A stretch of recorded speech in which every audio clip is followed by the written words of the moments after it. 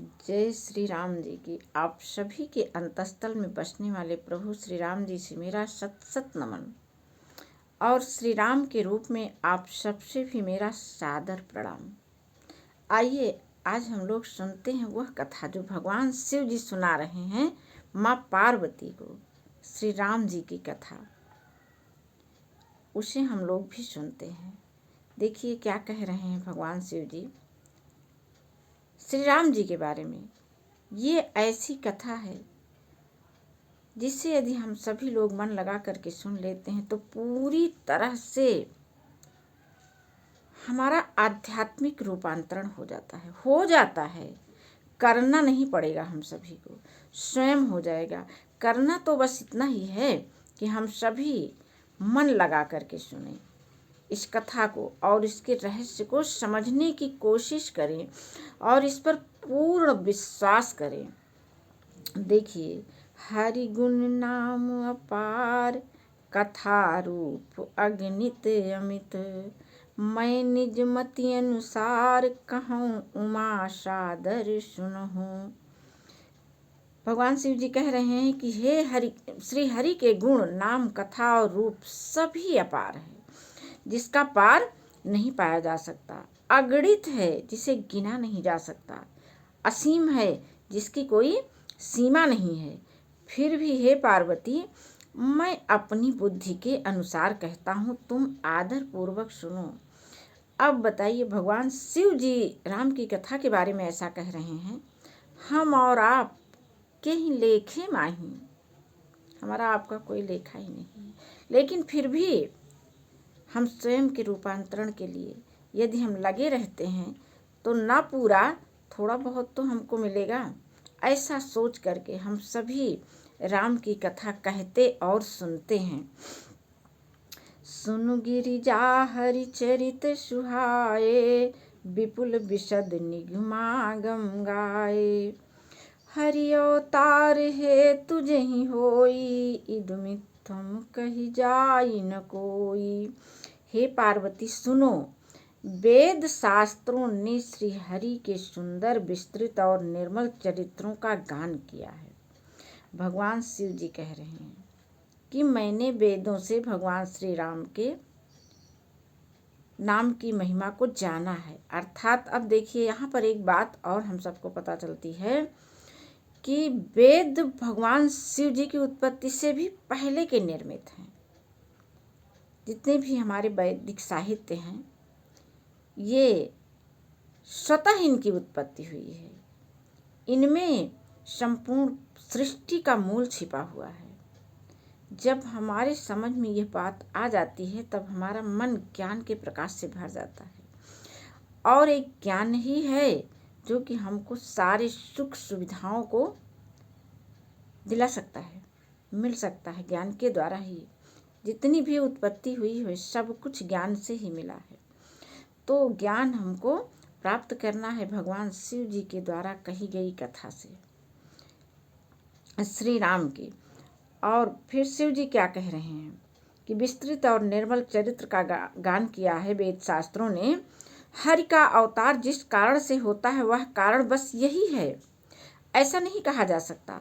अनेकों कारण और भी हो सकते हैं जिन्हें कोई जान ही नहीं सकता है। जैसा कि इसमें कहा गया है ना कि हरि अवतार हेतु जही होई, इद मिथ्यम कही जाए न कोई।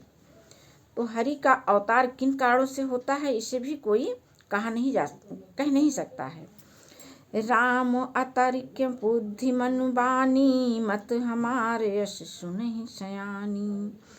तदपि संत मुनि वेद पुराना, जस कछु कहीं सुमति अनुमाना।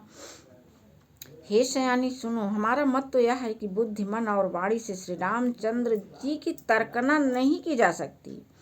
तथापि संत मुनि वेद और पुराण अपनी अपनी बुद्धि के अनुसार जैसा कुछ कहते हैं वैसा ही मैं भी कहने चल रहा हूँ।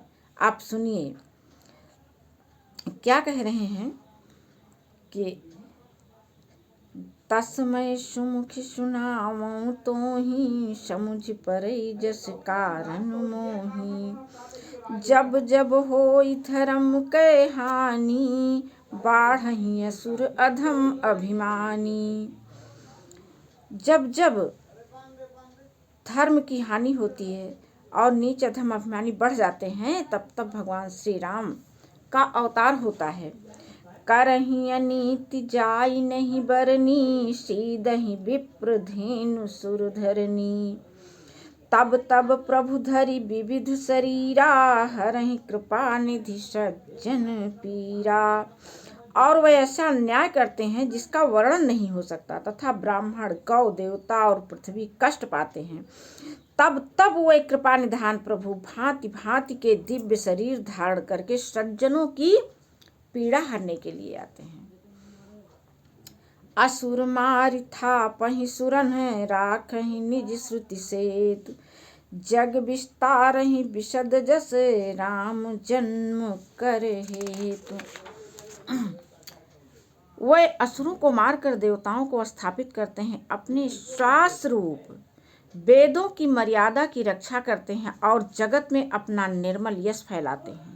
श्री रामचंद्र जी के अवतार का ये वाला कारण आप सुनिए। माँ पार्वती को कह रहे हैं भगवान शिव जी।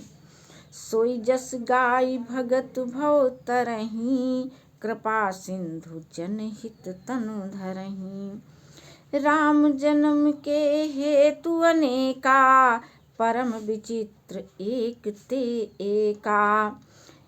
उसी यश को गा गा कर भक्तजन भवसागर से तर जाते हैं। कृपा सागर भगवान भक्तों के हित के लिए शरीर धारण करते हैं।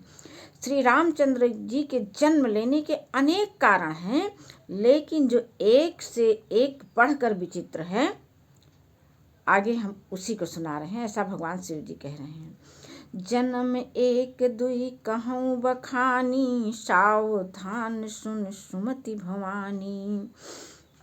द्वारपाल हरि के प्रिय दो, जय अरु विजय जान सबको। अब कथा शुरू हो रही है। भगवान शिव जी कह रहे हैं कि हे सुंदर बुद्धि वाली भवानी, मैं उनके 2-1 जन्मों को विस्तार पूर्वक कहता हूँ, तुम सावधान होकर के सुनो। श्री हरि के जय और विजय 2 प्यारे द्वारपाल हैं, जिनको सब कोई जानते हैं।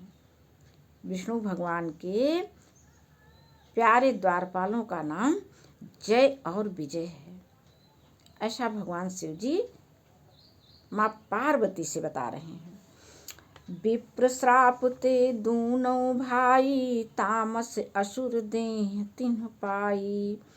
कनक कशिप अरु हाटक लोचन, जगत विदित सुरपति मदमोचन। उन दोनों भाइयों ने ब्राह्मण सनकादि के शाप से असुरों का तामसी शरीर पाया। एक का नाम था हिरण्याकश्यप और दूसरे का नाम था हिरण्याक्ष।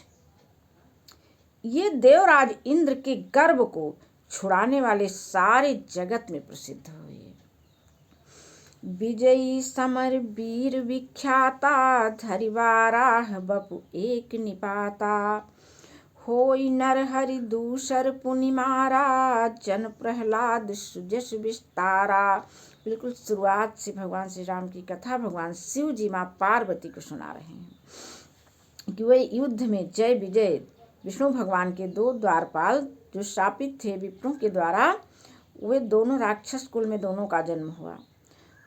तो उन्हीं के बारे में बता रहे हैं कि वे युद्ध में विजय पाने वाले विख्यात वीर थे। इनमें से एक हिरण्याक्ष को भगवान वाराह सुअर का शरीर धारण करके मारा, फिर दूसरे हिरण्याकशिप का नरसिंह रूप धारण करके वध किया और अपने भक्त प्रहलाद का सुंदर यश फैलाया। भय निशाचर जायते महावीर बलवान, कुंभकर्ण रावण सुभट सुर विजयी जगजान। अब वे दोनों जाकर देवताओं को जीतने वाले तथा बड़े योद्धा रावण और कुंभकर्ण नामक बड़े बलवान और महावीर राक्षस हुए, जिन्हें सारा जगत जानता है। भगवान विष्णु भगवान के 2 द्वारपाल जय और विजय, उन दोनों का जन्म हुआ हिरण्याक्ष और हिरण्याकश्यप के रूप में। फिर हिरण्याक्ष और हिरण्याकश्यप अगला जन्म ले रहे हैं रावण और कुंभकर्ण के रूप में। मुकुत न भय हते भगवाना, 3 जन्म दुज बचन प्रमाना। एक बार तिन्हके हित लागी, धर्म शरीर भगत अनुरागी। कश्यप आदित्य तहाँ पितु माता, दशरथ कौशल्या विख्याता।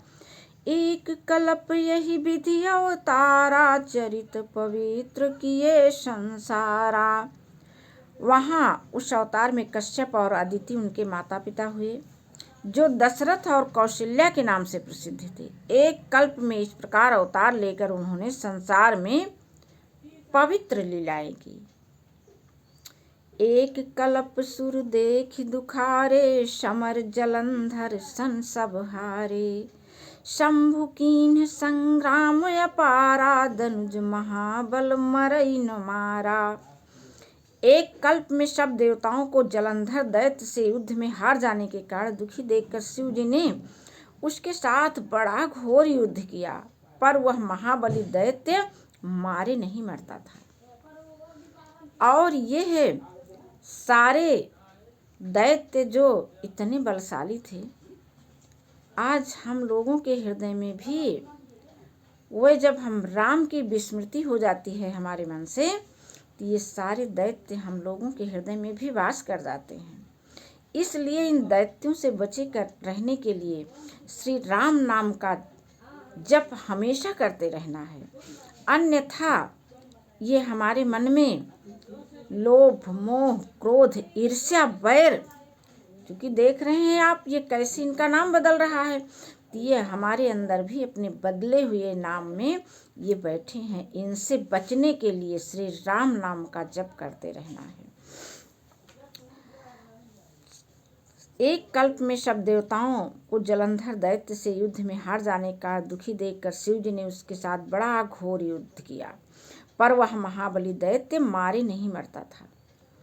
परम सती असुराधिप नारी, तहि बल ताहि न जितहि सुरारी। उस दैत्य राज की स्त्री परम सती बहुत ही पतिव्रता थी। उसी के प्रताप से त्रिपुरासुर जैसे अजय शत्रु का विनाश करने वाले शिवजी भी उस दैत्य को नहीं जीत सके थे। ये होती है पतिव्रत धर्म की महिमा। एक पतिव्रता स्त्री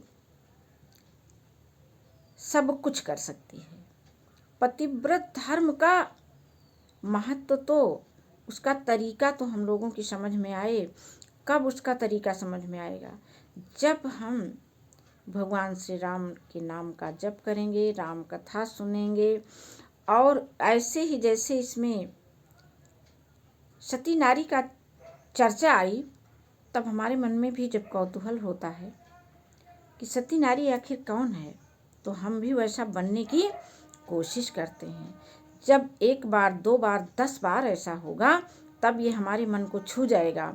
और जब मन को छू गया, हमारे मन में संकल्प आ गया, तो फिर सती बनने से भी हमको कोई रोक नहीं सकता है। आजकल हम उलझे हुए हैं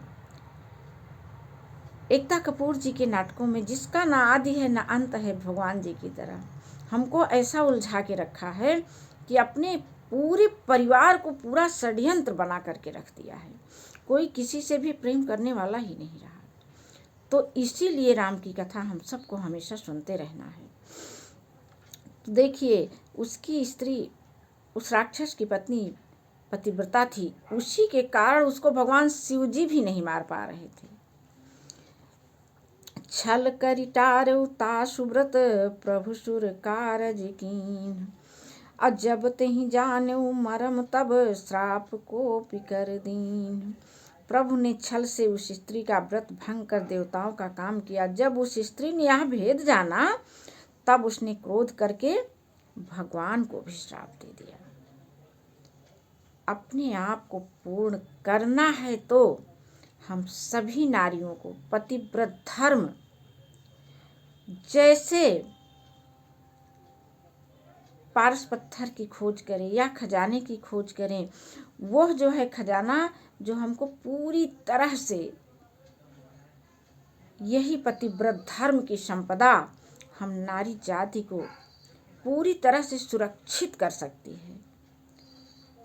अन्यथा तमाम आप सभी देख रहे हैं किस तरह से तरह तरह के अत्याचार हो रहे हैं, शुरू से भी होते आए हैं। तो हम सब स्त्री पुरुषों को राम कथा सुनने का यही अर्थ होता है कि हम सभी अपने अपने कर्तव्यों का पालन करें और अपने आप को शक्तिशाली बनाएं, अपनी निरीहता को, अपनी कमजोरी को दूर करें। बस इसलिए रामचरित कथा सुनी जाती है। राम कथा सुनने के भर के लिए नहीं सुनी जाती है कि सुनना है चलो हम सुन लेते हैं, इसका उपयोग भी करना है। आज की कथा को बस यहीं पर विश्राम। जय श्री राम जी।